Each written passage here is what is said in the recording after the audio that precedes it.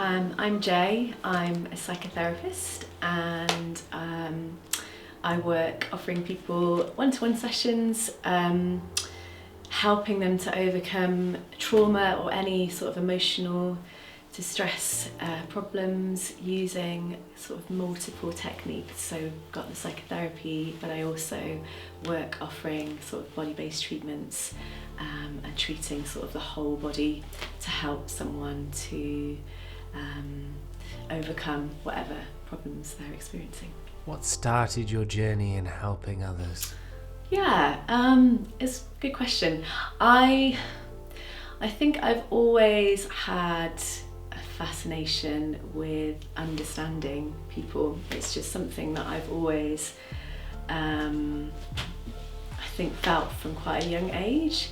But I didn't know at that time that I wanted to be a therapist. That sort of came a bit later on in my 20s actually. But I think my sort of drive to understand people just led me to sort of follow that when it came to my education. So I kind of ended up doing psychology and neuroscience at university because I was really interested in sort of the biological side of how we work in the brain, and then following that degree I just went out and I kind of worked in lots of different settings. So I was up in Liverpool, I worked for the probation service up in North Liverpool, and then I worked in the prisons, kind of on the medical wing of the prison, just helping inmates who were at risk either to themselves or from other people, or who were really severely traumatised.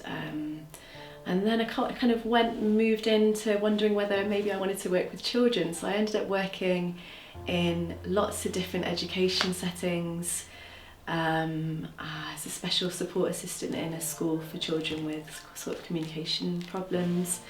And then, that sort of led me into really wanting to work one-to-one with people. And I sort of started my psychotherapy journey from that point in 2009. So yeah, just working for the NHS and training with them basically, yeah. So that's sort of how I came to be with my sort of foundation training, but it's evolved a lot more since then. That was sort of 10, 11 years ago that I did my psychotherapy training. So yeah. You yourself experienced a big trauma. What did you learn from this experience? Yeah, so just to give a bit of background, I was in a car accident like 4 years ago, quite a major car accident. All of my injuries have been pretty kind of invisible because they're internal. I had like quite a severe head injury and a spinal cord injury. So that was sort of my journey over the last 4.5 years, have been sort of healing from that, and it's changed my life completely. But I think from your question, in terms of what it's taught me, I guess there's two things it's taught me. It's taught me a lot about myself, but it's taught me so much in terms of myself as a therapist helping other people as well. So for myself, I think my lesson is very much in being able to take it slower and not expect so much of myself and be at peace with that, I think. And yeah, just learning that we don't need necessarily all the things that I built up in my life that I had before completely changed, and yet I feel that I was adapted to that, and you can adapt in human nature. We have an amazing ability to adapt, and it just sort of really kick-started this sort of experience of really trying to heal myself and then learning what else was out there to help heal other people. So I think it's a huge learning in honouring the mind but also the body, when it comes to the healing process. And just really, it's been great to sort of understand the impact that can have, and really understanding sort of what I feel are some of the root causes in trying to help people move forward from things like that as well. Yeah, the root kind of not cause, but almost starting point as well, in terms of, okay, this terrible thing has happened, let's kind of look at working on certain aspects of our body before we sort of move into working on the emotions that might come with that. And yeah, I think of the many things it's told me, I think those are the couple that I can share. What advice would you have for people who have got to come to terms with changes in their own life and have to make adaptations?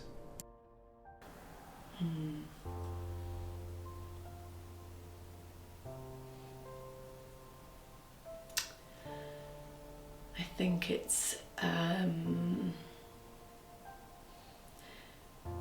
really important to maybe sometimes when we're stuck or dealing with lots of change, there can be a focus on sort of, well, what do I need to do to fix this, and running from one idea to the other, or that can stem towards kind of worry about what the future might look like. And I think the first step for me, and maybe that might be helpful for other people, is just to pause pause and just to find a way to just find some quietness in the chaos that might be happening.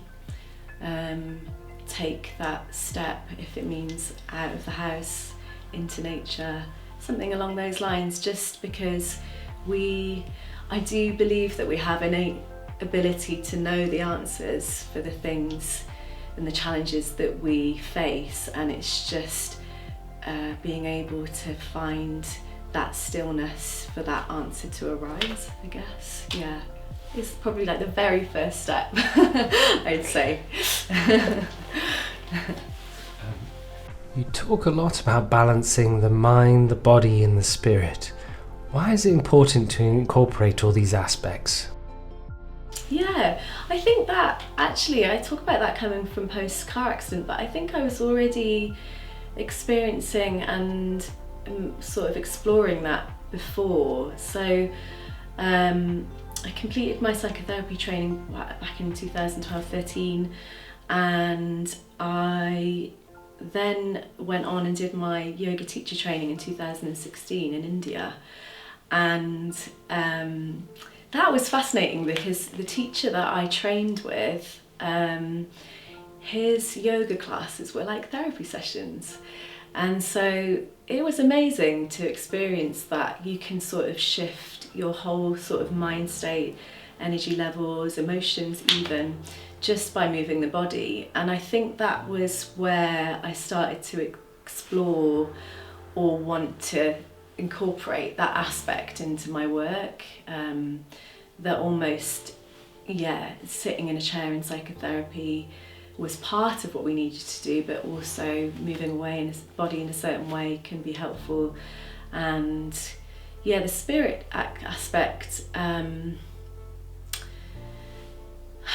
use the term spirit quite a bit, but I would say that I'm not so much referring to the religious spiritual definition of that. I'm sort of referring more to what we might call like our subtle body. And what I mean by that is we have sort of our mind and our thoughts and our sort of psyche, we have our physical body, but then we also have this subtle, I guess we could call it like a unique frequency. And it might sound strange, but it's even if you just imagine sort of our heart's vibrating, it's pumping here, and it's causing a vibration further outside our body than just our physical body. And so we have this sort of frequency, and we live within this sort of a sort of energetic or spiritual body is what I refer to it as. But we are talking about something that is less sort of less based in religion or spirituality, but more based in just honouring that we have these 3 layers, and we can work on ourselves by looking at those 3 layers.